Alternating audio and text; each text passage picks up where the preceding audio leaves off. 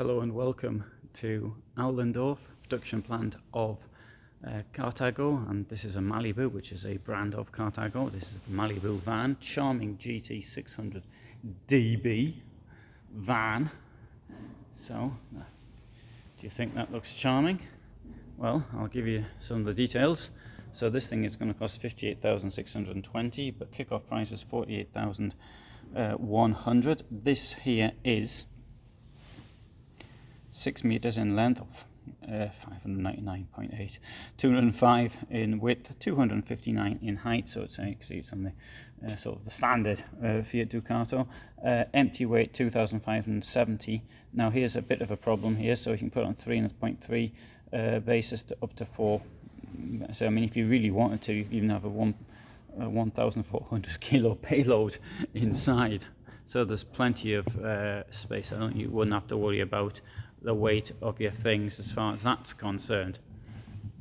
Of course, you'd have to pay a little bit extra on fuel and the like. Right, now somebody's been using this for keeping mattresses and things inside, so we won't get such a good view of the bed, but we'll get a bit of a view of the bed. So come to the back first of all. Let's pretend that these mattresses aren't there. And so it's a widthwise bed, and that's been, somebody's kindly left that open so we can see the inside of the lockers. Good quality hinge, I notice. Good use of the corners, and get your bits up there. Portholes, well, you might like the portholes, you might not. I think that's a matter of taste. It's a cosmetic feature. I think it looks quite good, but I wouldn't want to pay too much money extra for it. The blinds here are the same as they would be if they were portholes or not. So you don't have to sort of close both portholes individually. Of course, I'll darken them individually. Of course, you do have to open them individually if you want to get some fresh air and insects inside. Now up here there's a sort of a step down. Sorry, down there there's a step up to the bed. You find that is too much to manage. Here we've got a fridge. It's an exclusive absorption fridge. Works off 12 volts and 230 and gas possible. And what's this here?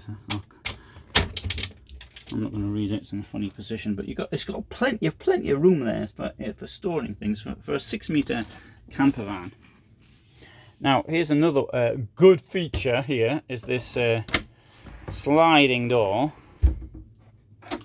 and this is the default position, or what I would consider to be the default position.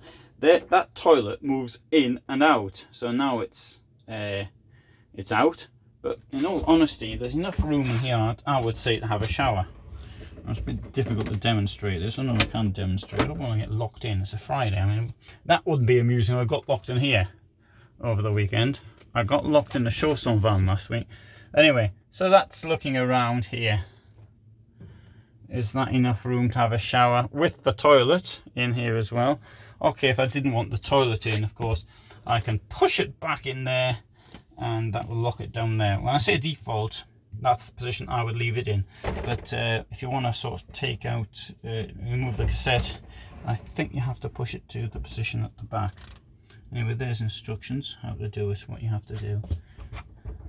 This thing here, and we've got something down there as well to do.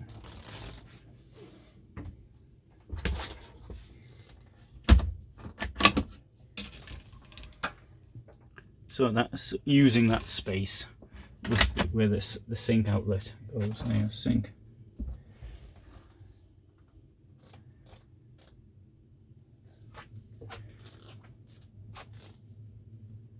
Right. Table comes in. Obviously, normally you wouldn't have the table down there. Why is the table being put down there? I think we were demonstrating the use of this as a bed. Hence some of the stuff over there, because I recognize this thing here. This is a bed, which it's the mattress. It comes as an extra, And there's a number of companies doing this now. It's not just Carthago or Malibu. Yeah, I saw one in a Heimer van as well. And this, I think, goes on top of the table to make a bit of an extra bed. I mean, it's not a huge amount of space. Let's just have a look with me on it. I can't really do it very well. Look, and I don't want to keep my feet on the table. Yeah, it's really a child's bed. So look, that's I'm not lying down yet. I suppose I could sort of lie in the fetal position. I mean, better than nothing if you're too slush to get back to your own camper van on the campsite at night, so you could sort of crash out here, for example. Okay, so let's have a look down here. Now, this is a feature which is only in vans from 2020. This is a place to keep your shoes and things. You do apparently though need to, and I just found out, you have to put the table up to get it to work. Table, incidentally, goes to that bar there. That's why it's there. This thing here is on a Fiat 6-speed gearbox. What is charming is the amount of light. That's great, isn't it? Look at all that light coming in. And we're in a hall here. And the kitchen's got a square-shaped sink. And I'll move out now. You can see that another thing, somebody coming in.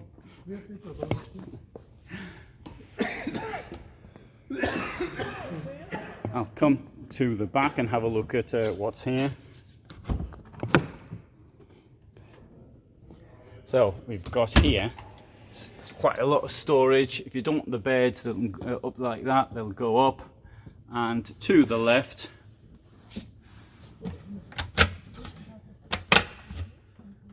there you've got the gas.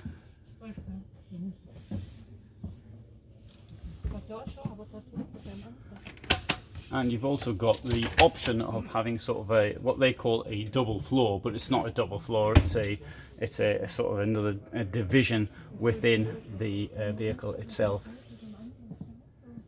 So that sort of keeps your chairs and your tables. And there's a picture of it. But you can see it in other vans. I'll show another van. Oops, wrong way around.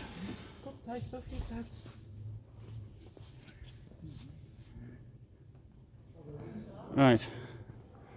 Oh, as they're thinking of buying a van, I got out the way, but anyway, I don't think I was particularly polite. Never mind. Maybe they thought I was a work for the company.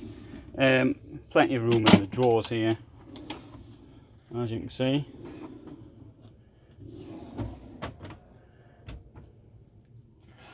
Right.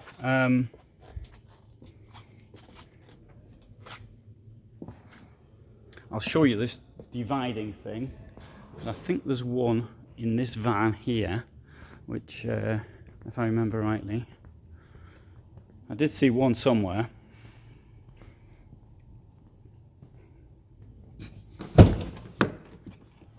There you go, there's one of these dividing things, which is another option as from 2020 to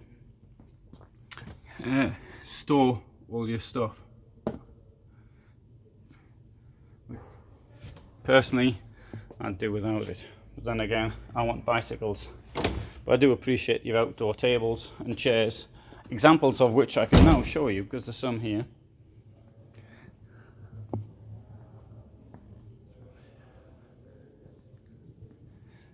I'll just show you this one here quickly. This has got sort of lengthwise beds, but the rest is more or less the same.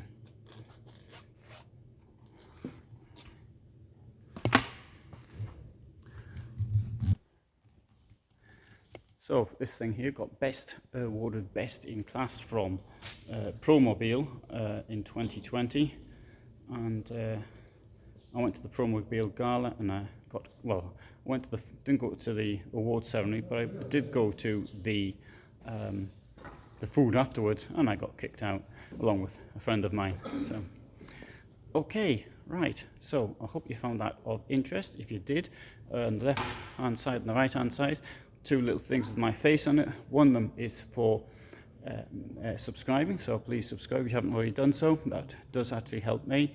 And on the other side is a Patreon link. If you want to sort of make a contribution towards what I do, that would be very much appreciated, and it keeps me on the road and able to give relatively neutral, balanced accounts of motorhomes and camper vans. Thanks for watching.